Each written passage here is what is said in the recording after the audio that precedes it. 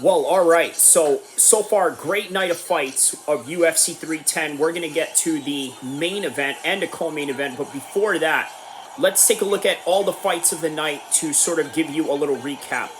Kennedy Onyejeku defeats Lucas Bresky. Right hook to ground strikes in the first round within 4 minutes and 51 seconds, just like that. How about this? After the next fight, Chase Hooper versus Clay Guida. This fight right here is the quintessential youth versus experience. 43 years old Clay Guida still belongs in the UFC, but you have to tweak out his competition. They talk about why is it that a guy like him and a guy like Jim Miller is able to fight this long. Well, the reason is because they adjusted their competition. 38 and 25 in his record right now. I mean, that's an insane record if you think about it. Very experienced. Chase Hooper moves on to 5-3-1. Gets an armbar submission in the first round. Great submission on the part of Chase Hooper. Mike Chiesa versus Max Griffin. Now, Max Griffin, I told you both him and Michael Chiesa are very even in the experience department. But Mike Chiesa's experience is predicated on the majority of it being UFC fights, and it showed. And not only that, he's a grappler, a specialist grappler, to which Max Griffin had no answer, and as a result, got the rear naked choke to finish the fight. Josh Van, probably one of the best boxers in the 125 division, and later on is going to be the 125 championship fight with Joshua Van. Cody Durden moves down to 17-7-1. Obviously, look, this is just a normal, typical journeyman career that he has going on. As a matter of fact, you know what? Everybody at some point in MMA becomes a journeyman. Maybe you were a hot prospect in the very beginning, and then at some point you become a journeyman. But right now, Joshua Van is improving. He's got great boxing, especially in the 125 division. He's going to be a problem for a lot of people. Chris Weidman versus Eric Anders. I think the injuries that Chris Weidman has had over the years really caught up to him. Now, obviously, both of these guys, again, very experienced, very similar, but the experience is a little bit different on the side of Chris Weidman. Now, why is that? Because Chris Weidman fought championship fights. Eric Anders, at the end of the fight, he got a ground and pound, and it just made one mistake for Chris Weidman for Eric Anders to capitalize. What did Eric Anders say afterwards? He said, I'm not really trying to fight for the belt. I'm really just trying to fight a couple more fights and then call it quits. So he's very realistic with his career. Very similar to what I saw with Forrest Griffin at the end of his career. Brian Battle gets a split decision win over Randy Brown. Movsar Evloev gets a decision win over Aljamain Sterling, both very controversial. How about this anaconda choke from Vicente Luque versus Temba Gurimbo?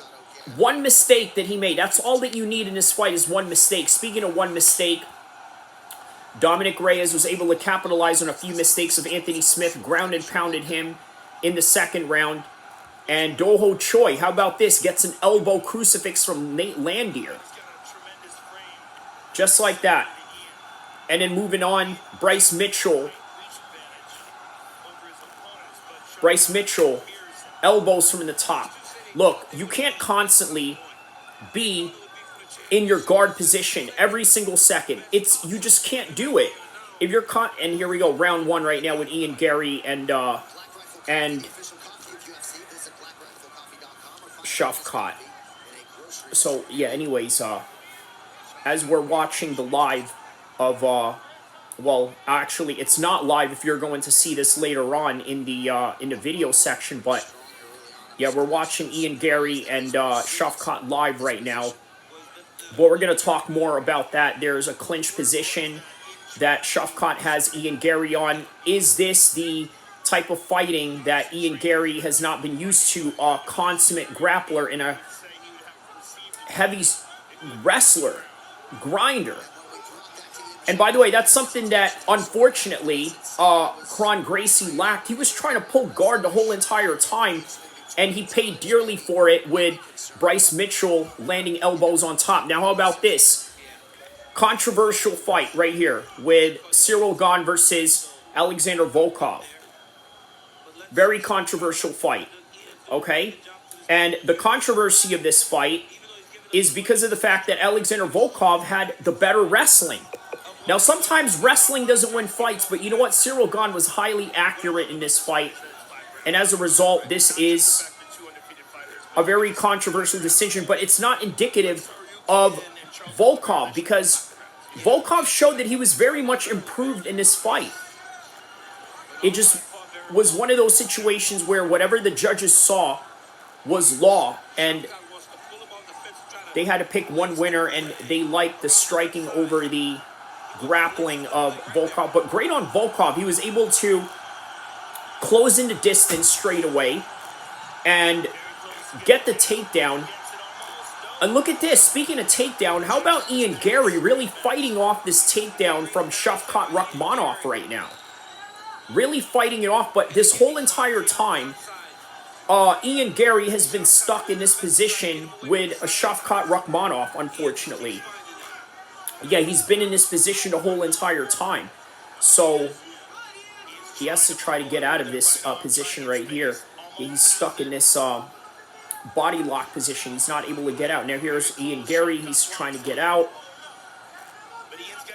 But, wow, man. Yeah, he's got Ian Gary stuck. This is the first time I've really seen Ian Gary get stuck.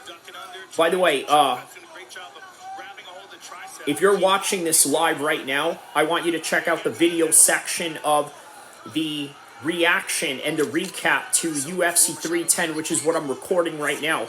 I literally just went over the whole entire fight, and now we are live analyzing the main event and the co-main event, and the co-main event is right now, and Ian Gary is, well, he had a few successful moments right there in the grappling and the clinching exchanges, but back to the dominant position for Shavkat right here in the first round, 109, 108, 106.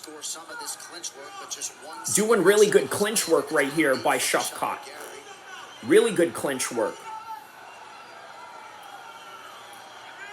So for those of you that are tapped in right now, don't forget to like and subscribe, because I am doing a live reaction while filming a post-fight reaction to this right now. I broke down the whole entire fight card from top to bottom, and right now we are on the co-main event, and Ian Gary just broke away from Shavkat Rakhmonov right now. So if you want to sink into this in the future while you're watching this, I am at 20. Oh, he just rocked Ian Gary right now with 25 seconds left. There you go, and I just gave you the time frame right there. 21, 19, 18, 17 seconds, 15 in the first round. Ian Gary got rocked really hard on that one. Now, I believe this is a 5-round fight, so make no mistake, we could be in for a very long drawn night tonight right here, okay? Just giving you guys full warning, because there's round 1 right there. In the first round, it was all nothing but Shavkat Rakhmonov. And he wasn't able to stop him whatsoever. Yeah, man, he wasn't able to stop him whatsoever.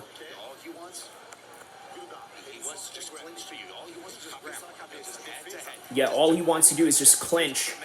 And what Ian Gary needs to do in round 2 is prevent the clinching and see what he can manage in the distance. Maybe throw some head kicks, some front kicks to keep him at bay, but also really being cognizant of trying to stuff his takedowns once he goes and tries and attempts it. All right, here we go. Boom! That one straight goes right into Ian Gary's dome, but he took it like a G.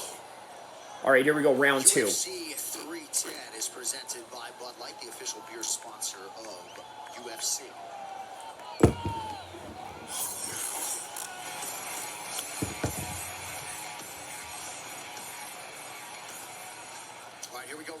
All right, here we go, round 2. Ian Gary versus Shavkat Rakhmonov. There it is, the oblique kick by Ian Gary. Something very useful from John Jones.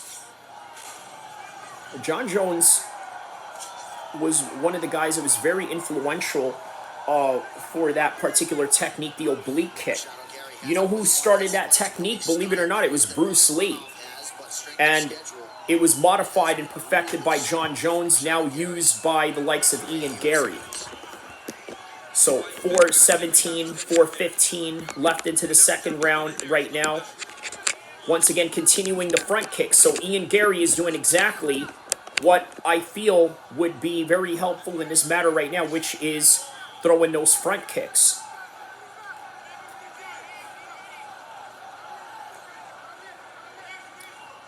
Ian Gary throwing some hip fakes right there. Jab by Ian Gary. I wonder what Shavkat is going to do to sort of counteract this in some kind of way.